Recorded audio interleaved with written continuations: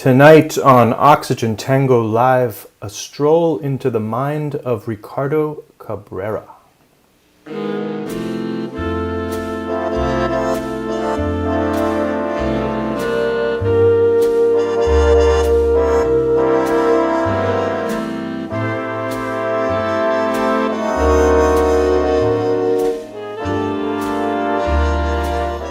Welcome back to Oxygen Tango Live. Megan, how are you? I'm pretty good, Dave. We've been off for a couple weeks. Couple weeks. Did we take 1 week off or two? It was two. It was in the lead up to the election and the aftermath of the election. It just sort of escaped us. Yeah, there was a lot going on. We felt maybe we would have had to do election analysis, but there was plenty of that going on. Yeah. There's a corner on the market already. So, a little rusty on this part, but yeah, this is where we usually say that we're streaming on Facebook and YouTube. If you want to join the chat, we recommend the YouTube chat. It's usually a little bit more active.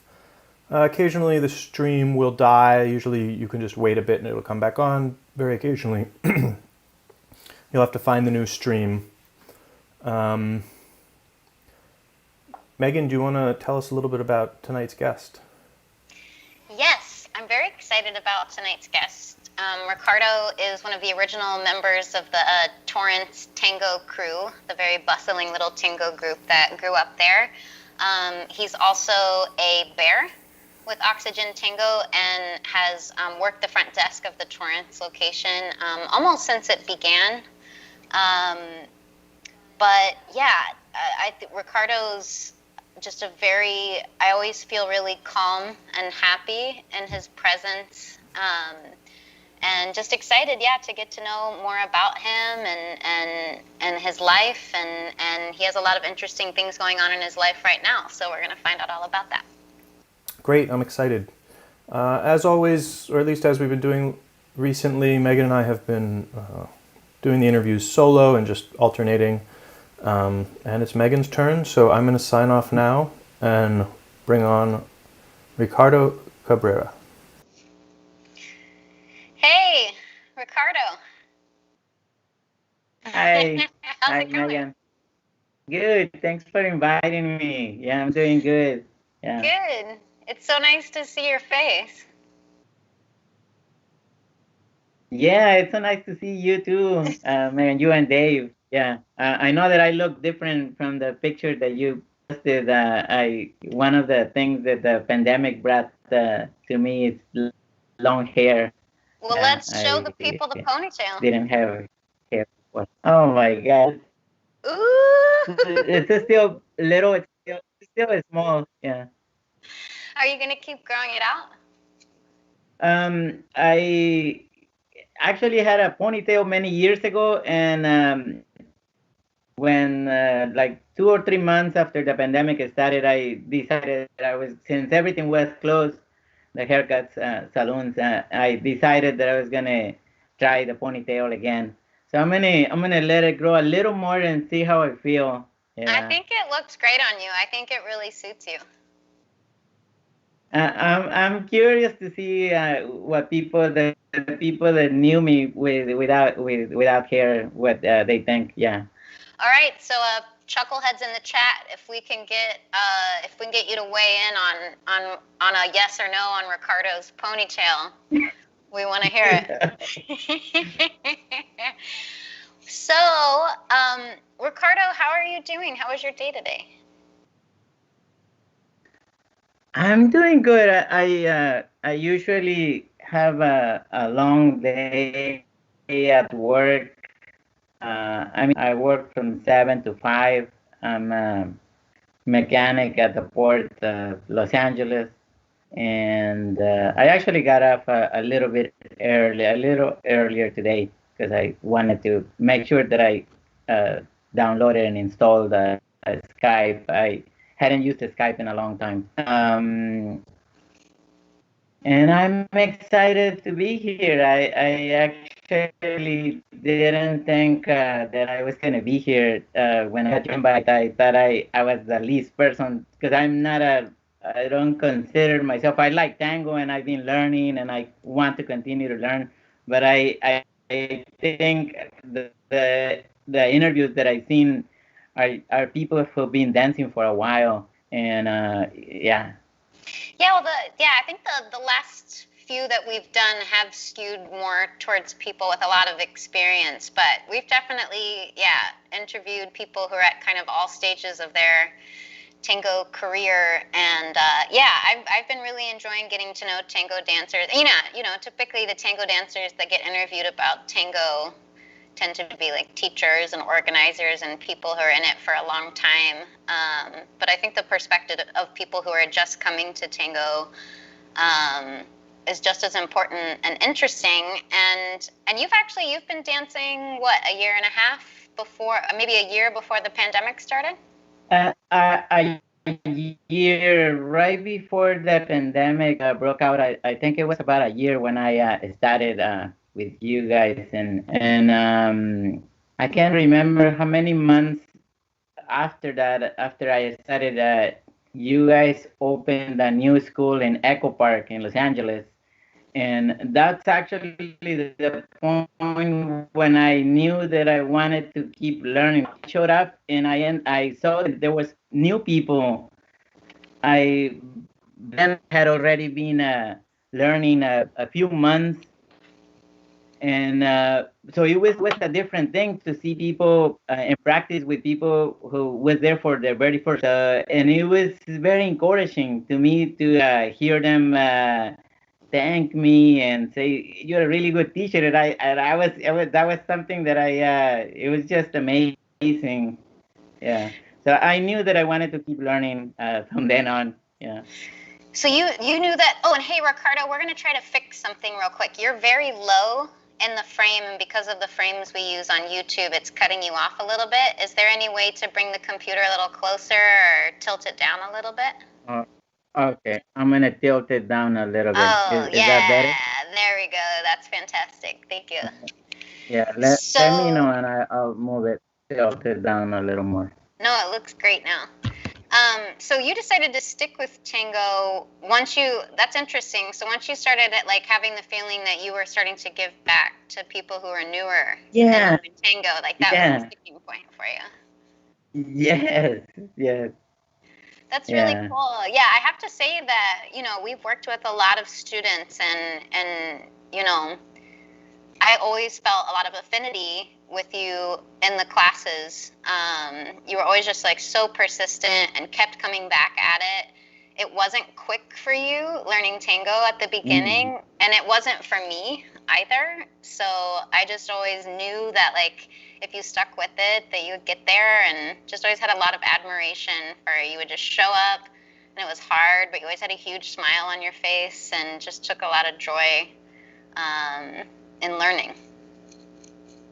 Yeah, thank you. Yeah, I'm so grateful to have found you and Dave and Sachin. I always think of you guys since the pandemic. I get like everyone else in the school that misses learning and dancing. Yeah. Yeah, well, we have some hope. I think the news about the vaccines coming out is very positive, and I'm starting to think of being able to get going again, for real next summer. I think that we have a shot that the country will be in a place and the pandemic will be in a place that we'll be able to start having some classes and practices again. Fingers crossed. I don't want to jinx it though. Yeah. Ricardo, so what made you decide to take tango in the first place? How did you find your way to a tango class?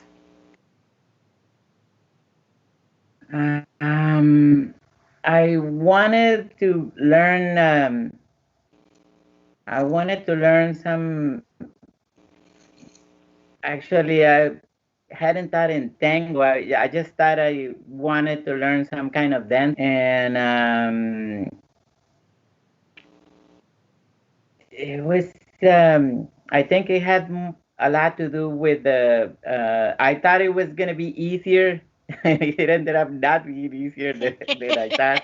Um, but I liked it. I think I'm glad that I chose Tango because I think I'm able to connect and sense the other person's level of connection. It's not easy to describe it really, but it's a really good thing. It's a cool thing. Yeah.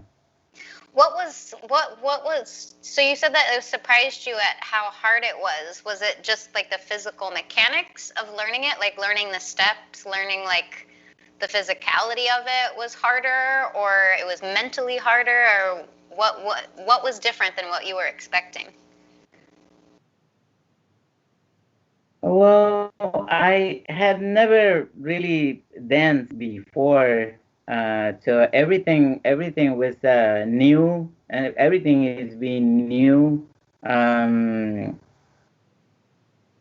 I think the musicality seems to still be something that I'm going to be working on as soon as we pick those classes up. Um, yeah. Got it. And okay, so let's pivot just a little bit. Can you just give us an idea of, what your background is, where you grew up, and a little bit about, what your life is like right now? Yes, I was I was born and raised in Baja, which is like 3.5 hours from Los Angeles. It's not far. I was there until I was 19 when I came to Los Angeles. And did you say Baja? You cut out Since a little I bit on grew that up, part. but it's Baja in Mexico. It's the state is the northern state of Mexico. And since I grew up and by the border, I actually had been coming. I had already been in Los Angeles since I was a kid. But yeah, I stayed until I was 19, and I've done different kinds of jobs. Like I said, I'm a mechanic now, but it was actually mostly mechanical type of jobs. Is that what I initially brought you from Baja to Los Angeles permanently, a job? it was job. That was one of the things. Going back to my story, I come from a large family of 10. I am the eighth, and I have my youngest brother and sister. And what else? Um, I think I wanted to experience um, being on my own. Um, as young as I was, uh, I wanted to be independent, and oh my God, it's I've learned so much. I've learned so much through the years. I looking back, when I look back, I am completely my ideas, what I used to believe. It's so different, especially in regards to things like religion. I I I move like from this point to the complete other extreme point, or not extreme, but the opposite. I was raised Catholic until I was 7, I think. Then my mom converted to another religion. By the age of 16 or 17, I told her that I didn't want to be part of that no more. Can I And ask you but what I the think Can I ask you what the new religion was she converted to? she converted to a Christian religion that is called Jehovah Witnesses. Yeah. Um, and yeah, she was. So I was I was part of that. Like I said, from the age of 7 to the age of 16 or 17. Nowadays, they wouldn't understand the things I believe. I bump into a philosophy that is called science of mind. It used to be called Church of Religious Science. 25 years ago, I think, when I started in 1994. Yeah, Oh, so 95. the Church of Religious Science is where you ended up. Like you went from Catholicism, a brief period of Jehovah's Witness because your mom, and I didn't catch that last part. So the Church of Religious Science, that's where you are now? I actually bump into A Course in Miracles first, but A Course in Miracles doesn't have a church established.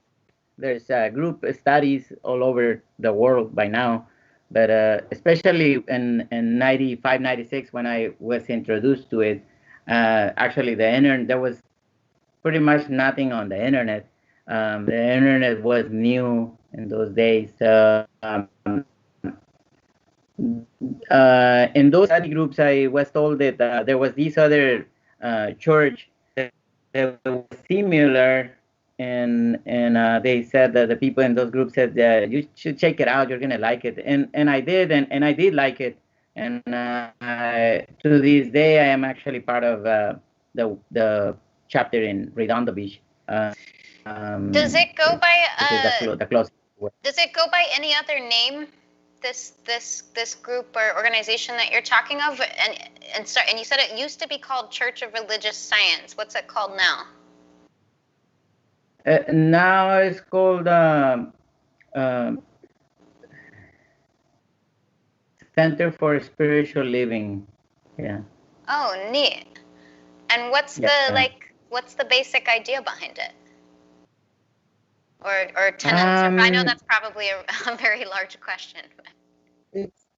It's all based on this book called Science of Mind, and they are the ones who were part of these um, people who wrote this movie that was kind of popular and book. Jesus, a few years ago. But it's all about the manifesting with the power of your mind and your work. Um, and that is a little similar to A Course in Miracles. I would say that A Course in Miracles is even a deeper type of philosophy, and it's deeper, but it's I think it's a little more complicated for me to explain. It's yeah, that the concepts there are just not easy to accept, really. It basically says that the world is it's an illusion. I think none of us want to. We all want to believe that what we're experiencing is real, and that this body and pretty much everything, my life experiences. So I value them. That's what Course in Miracles says, that because I value them, they are. That's what makes them actually real. Wow. And it's like I said, it's perhaps I'm not too good at explaining it, but I worked with the Course in Miracles for a few years, for a couple of years. Lately, I've been more interested in a psychological model that is called IFS. Perhaps, and going back to my story, perhaps the reason that I have been interested in IFS is because I went through a period of unemployment about 15 years ago, and that forced me to go back to school because I had a stomach surgery, and a doctor said that perhaps I was not going to do the same work I was doing. So a friend of mine said, "Why don't you become a counselor? And I think you'd be good doing that." I wasn't even sure what I wanted to do, so I picked up my education here in Los Angeles and completed. Read. I had already done high school in Mexico, so I redo that and went on to college. I by the time I was in Cal State, LA, I was circumstances kind of pushed me to go back to work, and I still haven't completed the bachelor's. I actually was really close. I think I had done about 90% of all the psychology courses because I did major and yeah, I've been thinking that perhaps I'm gonna be completing that soon. Neat. And it was But you were working on a degree in psychology? and psychology, yeah. Uh, I think that's how I ended up knowing about this other new that is called IFS, and that I find so interesting and easy. Well, not easy, but I guess it's a simpler model than the ones I was in courses in junior college and in Cal State, LA. And what does IFS stand for? Okay, yeah, thanks. IFS stands for Internal Family Systems, and Oh, the basic wow. I've heard of yeah, this. the basic idea is that our system has parts, and they are pretty much my family. So and if you if you believe in that, you end up naming all these parts and engaging in a dialogue, and it's interesting. It's probably the kindest also motto that I've known.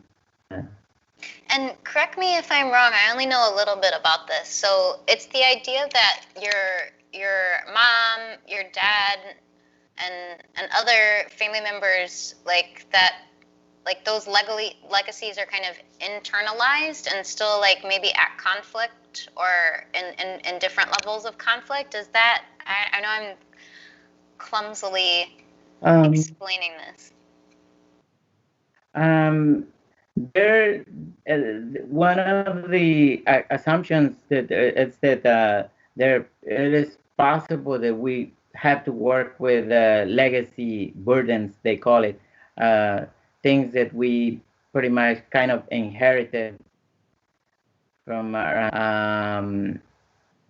I think what I like in regards in IFS in regards to parents and the people who raised us is that as opposed to other models who believe, I can't remember the name of this particular model who believe that if you were and given certain tools and you pretty much you're a well prepared individual to go on in the world, and if you didn't get that, you have to learn it somehow, the morality and all those things.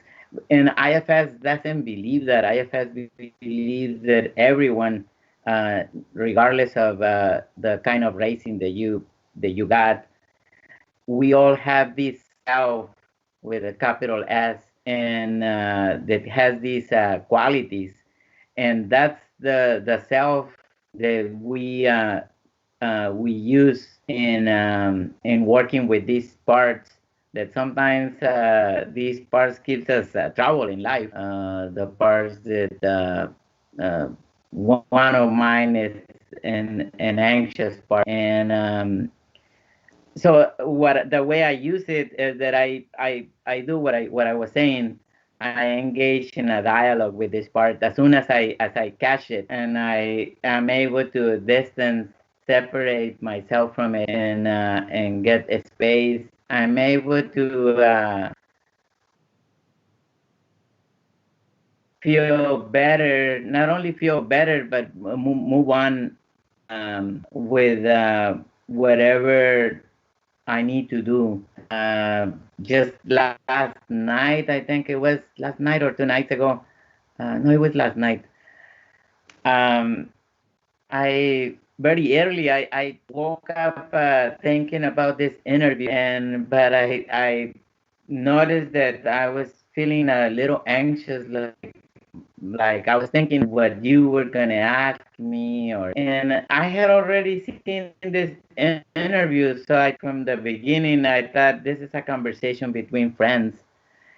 But when I was able to see that part of me, the anxious part, I addressed it as a little kid, and I told that part, I am the one who's going to be interviewed. I am the one who's going to have this conversation, and that just allowed me to give me peace, a sense of peace, certainty. So that's a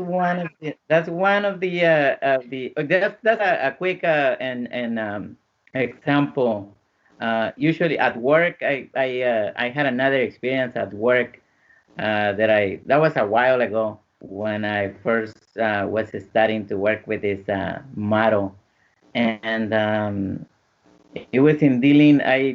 In a way, I do my the work that I've been doing in the last. I do a variety of things for the terminal at the port of Los Angeles, but the thing that I've been doing in the last 2 years, in a way, at times I feel like a because I have to. If something is, I'm at the point of the terminal where the drivers that are getting their loads and are going to deliver it somewhere in Los Angeles to a warehouse, usually. Um, go through my go through me, and I have to inspect them and approve them to leave the terminal. If there is something wrong, I have to send them back inside the terminal, and so I'm pretty much messing up their day when I find something wrong and they don't like. There was this day in which I stopped this driver, and the moment I signaled him to stop, he actually rolled down his window and yelled at me. And yeah, he said, "What's wrong?" But and I at that moment I was able to send another part of me that got triggered, and I still had to do my work and going to him and talk to him, going to his cab and so I was being aware. So I only had a few seconds really, but I remember that I quickly became aware of this part, and I just pretty much like last night I told this part, he's not even looking at you. I am capable of going to going and talk to him and handle this situation. And as soon as I did that, I started experiencing this sense of certainty, and so I think I went to him not and talked to him not from that part, but from myself. And ironically, when I went to him, to the driver, and I just gave him directions of what he was gonna do, he was still angry, but he didn't say anything. He just said okay.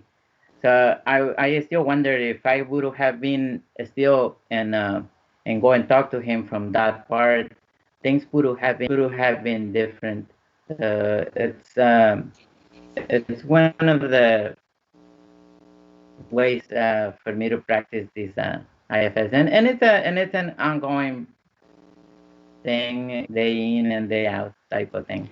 It's so interesting, and it makes me think about, yeah, it's pulling in all sorts of things that have been on my mind recently as I'm undergoing a lot of learning processes myself. But it makes me think of, so a little while ago, it makes me think of this idea that we inherit baggage and trauma from our parents and our parents' parents and our parents' parents, and we have these very deeply ingrained survival instinct and sort of habits in the way that we respond to certain things. I've been learning a little bit about epigenetics, so that the study of the sort of nebulous things that can be passed through our DNA, the way that we respond to trauma, the way that we respond to threats, the way that we handle stress, addiction, things like that. Really fascinating stuff. Yeah, it's very interesting. Yeah, all of that is very interesting. Yeah, I've been trying, actually. I've been thinking that I'm gonna get formally trained in IFS in the coming new year, which is just around the corner in a couple of months. So it's so interesting that I decided to do that. I decided to formally get trained for that, and you can probably sense why I want to pass it on. I want to, because I feel that it's helpful. So I want to pass it on to others who might need it. Yeah. We have Nyan chiming in the chat that she thinks IFS is amazing as well. I think I'm going to, so if somebody wants to read more, go ahead. Yeah, I had the feeling that Nayan knew about it, and that she probably uses it in her work. Yeah, I'm kind of fascinated by all things that are about bringing ourselves like a deeper sense of inner calm and peace, particularly when there are things in our environment that are sort of sending us back to like the scared, frightened little kid or threatened little kid. Like, how do we maintain our balance and our own sense of calm in situations like that so that we can better serve the situation? If somebody wanted to know more about IFS, is there a great like first book that they should read that they know about it, or do you know of a place where somebody would go to start looking up information about it? Yes, the IFS Institute is the official place to do that. Nowadays, there is the YouTube, and there is a lot of information, good information on YouTube. If someone is interested in learning more, there's guided meditation, particularly by these young psychologist. This woman in the she's in YouTube.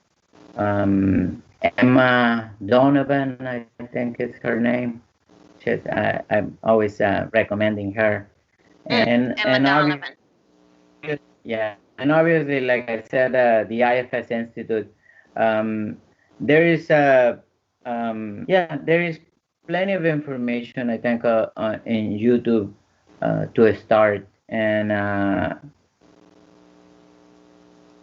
Okay. Awesome. Well, thanks for going so in depth and talking about that. It's a vulnerable thing to talk about, but it's really resonating in the chat with the people who are watching. So I think you'll have some people going and looking up more about this. Okay, so let's pivot a little bit. Let's talk a little bit. So we've already heard a little bit about your job as a mechanic for the Port of LA. Can you just tell us a little bit more about that? Like what a typical day is like?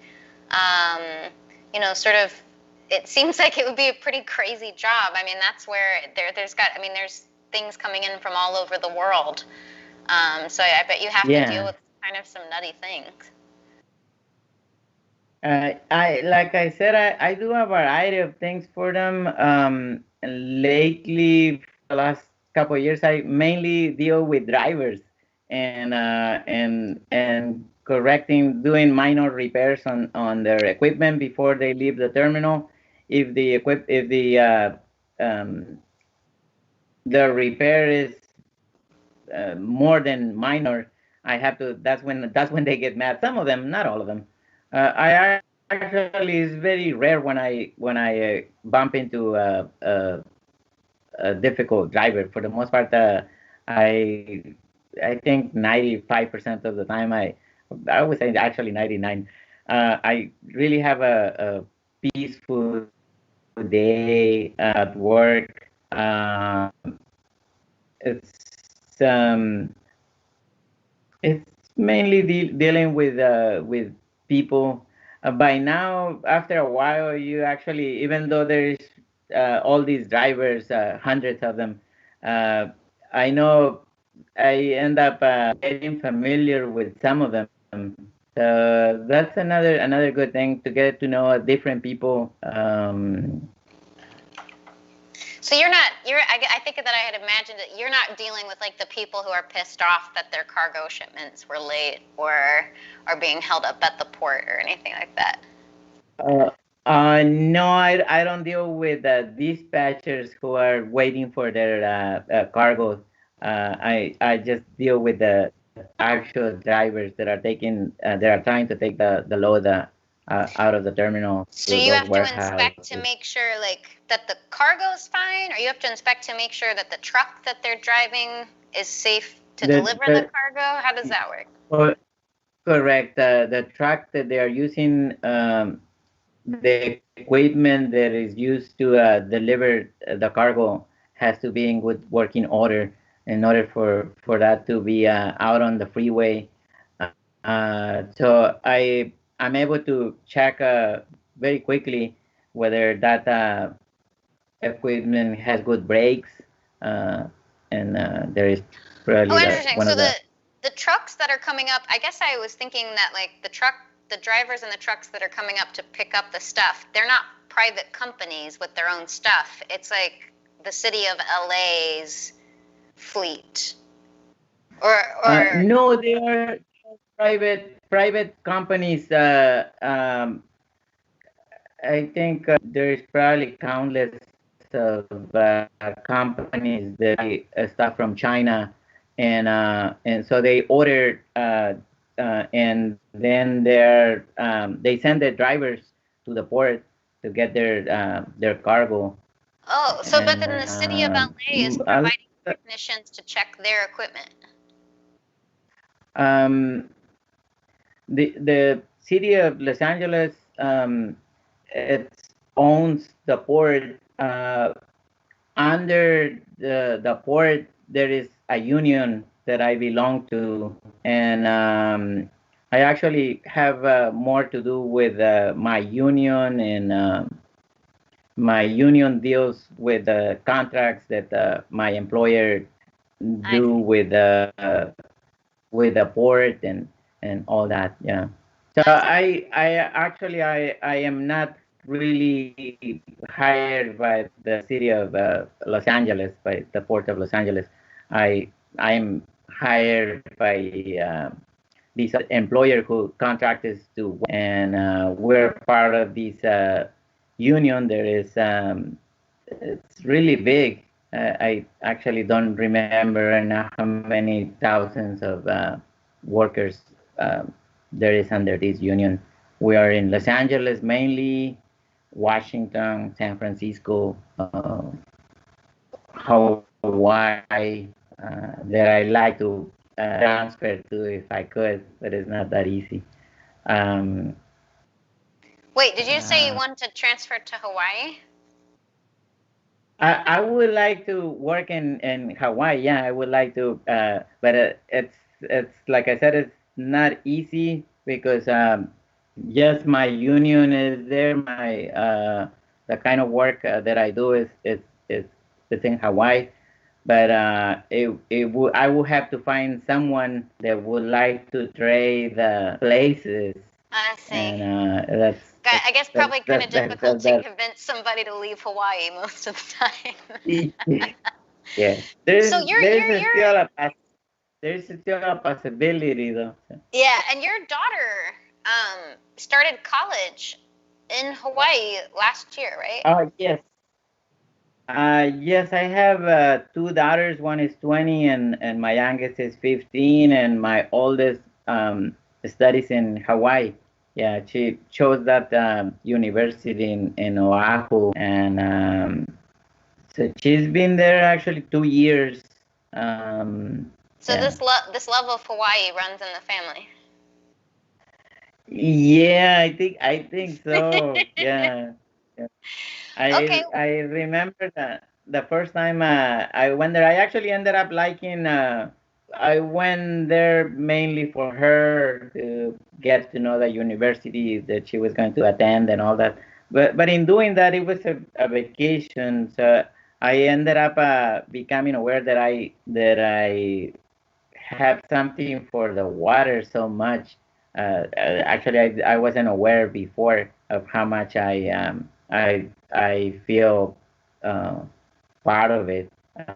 Like when I swam with sharks, that was quite an experience. That was I actually called it like an spiritual type of experience too, because I was just in awe of those creatures and swimming around and so others who've done it, I know that they will relate, because if you Ricardo, decide to do it, I it's don't usually even go yeah. in the ocean because I am so scared of sharks. Yeah. It is blowing my mind that you voluntarily swam with sharks. I actually did it, but it's funny. That's why I'm saying that I ended up getting a lot more that vacation than I thought that I anticipated. It was my daughter's idea, and as a father, I thought that I needed to be there to protect her. Aw. Yeah, she was 17 actually still when we did that. What I realized once the boat took us like a mile or two into the ocean, and the boat actually for those who have done it, they know. The boat leaves the group pretty much in the middle of the ocean for 40 minutes. Yeah, so it was the time went by so fast. It was just it didn't feel like 45 minutes. It actually felt like 20 or yeah, yeah. I bet. I ended up liking the experience. I realized when we were in the water that two things, that if one of the sharks decided to attack us, that I was gonna be able to do very little to save my daughter or myself even, um, and to protect her. And but it didn't the experience changed once we were in the water. I just like I said, I was just in awe of those creatures. um, yeah, I never felt in danger or Okay. threat. This is really stressing me out hearing about Oh my this. god. So it Um, I'm okay, I'm and no, we supposed have to to switch interrupt subjects. you. I have so much stuff I have to get through. We only have 15 minutes, so we got to move on. Is that okay? Yes, yes, We only have 15 minutes. Isn't that yes. crazy? I just want to say, like, I think that you are such an amazing father. Like, you can tell that just from the way that you talk about your kids and, like, how you post about them on Facebook. You're so supportive. it's just so clear from like every pore on your body how much you love them and how you'll do anything for them. And I just really admire that about you. And it can't be easy being a father to two young adult women. But yeah, it just seems like you're just a really, really fantastic dad. Oh, thank you. You're welcome. Okay, so we've had a request from Sachin in the chat that we talk about your boxing. Oh my God, yes. Actually, the vaccine.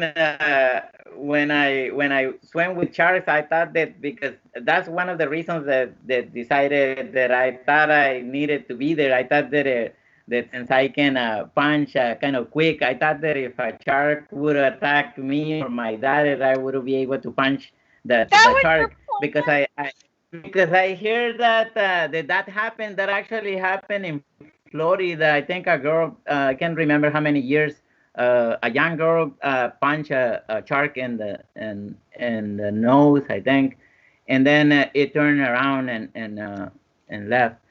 Uh, the only thing, once, like I said before, once I was in the water, I realized that I was in their environment. It would that would be really difficult.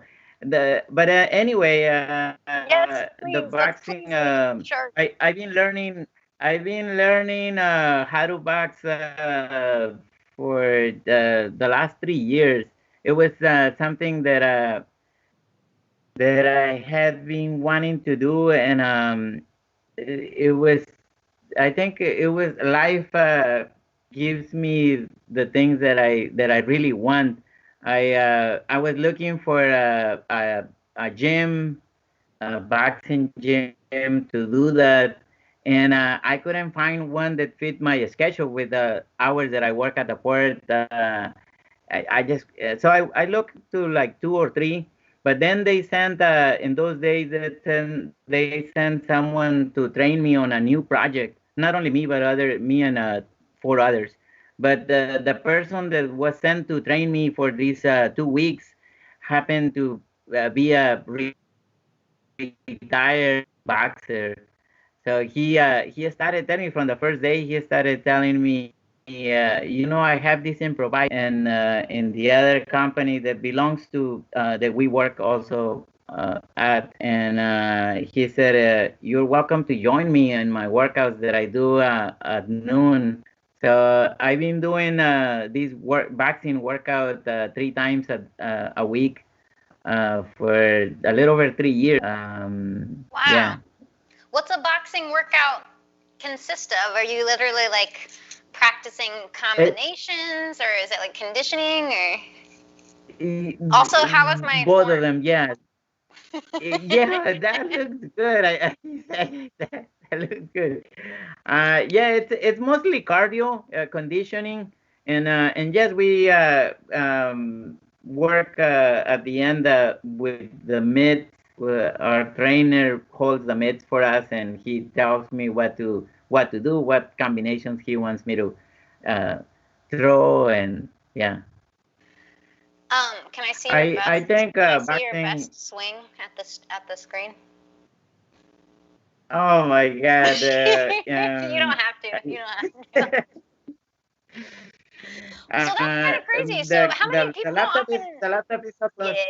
yeah. No, you were gonna do it. I don't want to interrupt you. Let's see. Let's see. It's just that the laptop is so close to where I'm at. Oh, I see. You'll Yeah. actually punch out your computer. Let's not do that. I would punch my computer. Yeah. All right. Well, remind me to ask you when we're finally back in person, so that you can show me a couple moves. Yeah. So pretty cool. I mean, so do you mind if I ask how old you are? I am 52 years old. 52. So I don't know.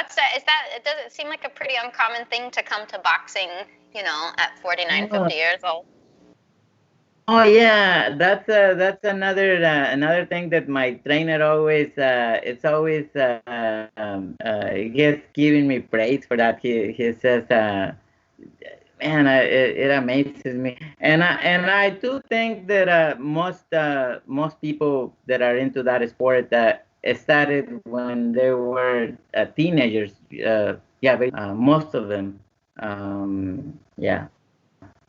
Nice. Do you see any parallels with boxing and tango? The balance. I One of the first things that I became aware in boxing is that it was about being aware of where your body's at and what leg your body's it's at. Yeah, Your sounds pretty weight. similar. And I saw that in tango. It was so interesting. Yeah. Yeah. Neat. Okay, God, the time's flying by so quickly. Okay, so I wanted to talk to you a little bit. So, as well as all of your posts as a doting father, you have a lot of posts on Facebook showing you participating in different like political actions and marches. And I wanted to call attention because I felt I actually hadn't seen it when it happened because I like disabled my Facebook feed. So when people post things, I don't see them.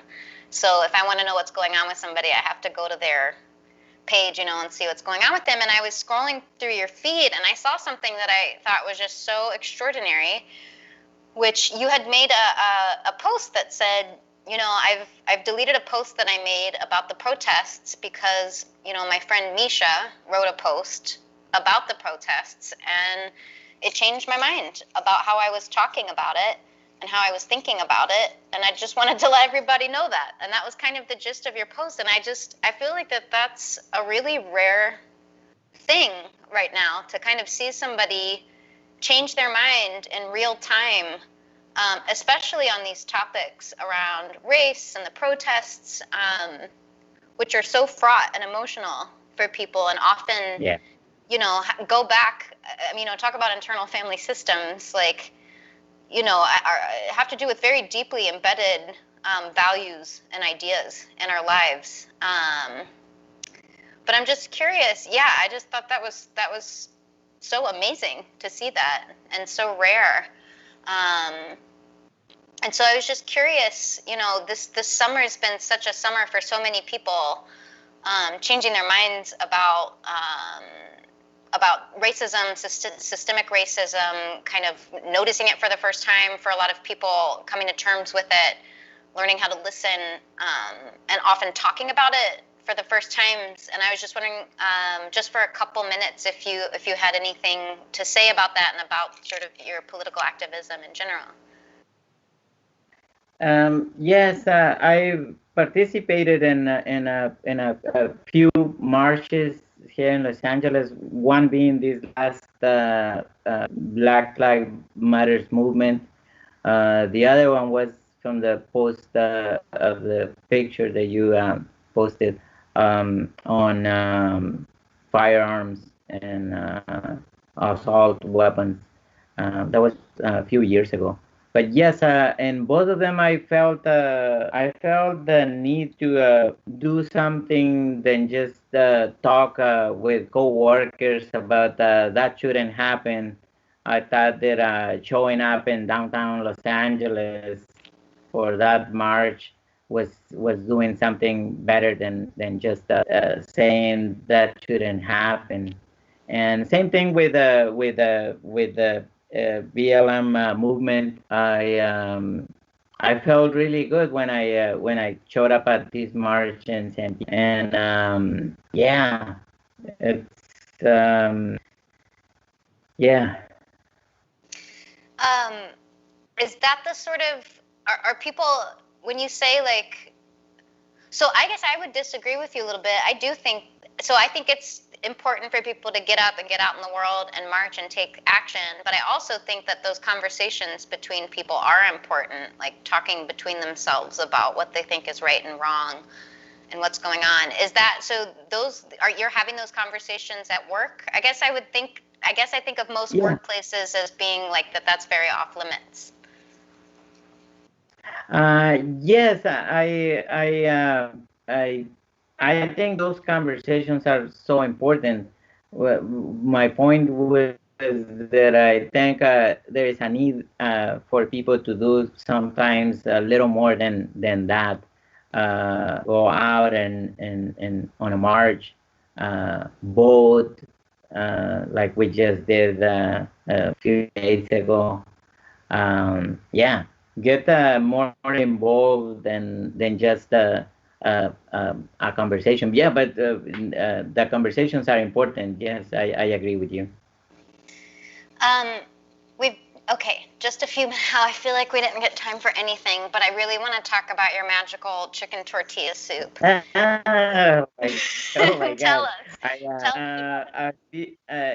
when at the beginning of this year, my oldest sister fell sick, got sick with the flu, and after a few days, uh, I have two older sisters. So one of them called me and said that Alicia was very sick, and I called her and I told her I want to stop by and see you. So I took this chicken tortilla soup that I make, and when I got there, she said, if you can drop it off at the door if you, because she thought I was afraid of the flu, and I said I'm not afraid of that. I want to eat with you. So I did, and but once I was inside, she said, I was surprised to hear her say, yeah, I don't know if I'm gonna make it, brother. I haven't eaten.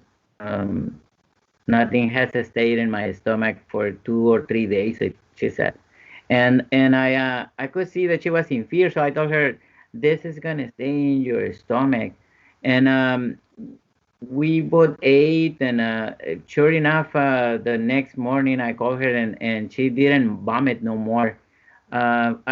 We still wondered if she had the COVID-19, because people were not testing, they were not talking as much about it in January or February. That was at the end of January this year, or the beginning of February, perhaps the first days in February. So I thought that my soup was had some magic because of that, and I Sounds like it. I have offered it to a few friends ever since. Um, I don't cook much, but it's yeah, it's something that I think it's I think it's just magical because I called on my ancestors and the ocean and to help me with when I'm making that soup, and perhaps it does have some magic in it. Yeah. Yeah, I think so too. You had said a little I bit. actually Go ahead. no no go ahead, Megan. No, please, please, please. I was gonna say that in the last day of that we met in Tango Oxygen in Torrance, I actually sensed not only you, but it was almost everyone. Where that was when the pandemic was breaking out, and for some reason I sensed in you, Megan, this sense of fear. I interpret it as a fear of this new virus that everyone was fearing, like the world was going to end type of thing. So I think a few days after that, I texted Dave and I offered my my chicken tortilla soup, um, and everything was shut down after that. So we haven't had a chance. I was thinking around those Yeah, days that I was we going were to didn't know if surprise we were that I was supposed to going to meet up or surprise the not. crew. Yeah. I was gonna surprise the crew around those days with taking a pot of that chicken tortilla soup for us to have a cup before the dance, before the class. Yeah. Well, I can't wait, and I think we're gonna be able to do it Yeah, I think. sooner Yeah, rather I than think. later. Yeah. Um, Ricardo, I can't thank you enough for spending this hour with me and for opening up about your life to us.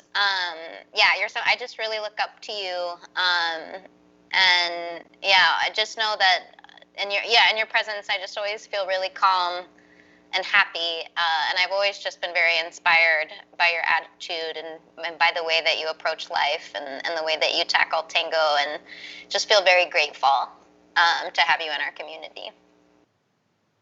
Thank you. Likewise, I feel so grateful to have fun Oxygen Tango. Yeah. Okay, well, I think that's it for tonight. I've had you talk for an hour, so I hope you have a great rest of your night, and hope I get to see you in person soon and have some of that soup. Yeah. Thanks for having me. Yeah, thanks for having me. Yeah, you got it. Good night, everybody.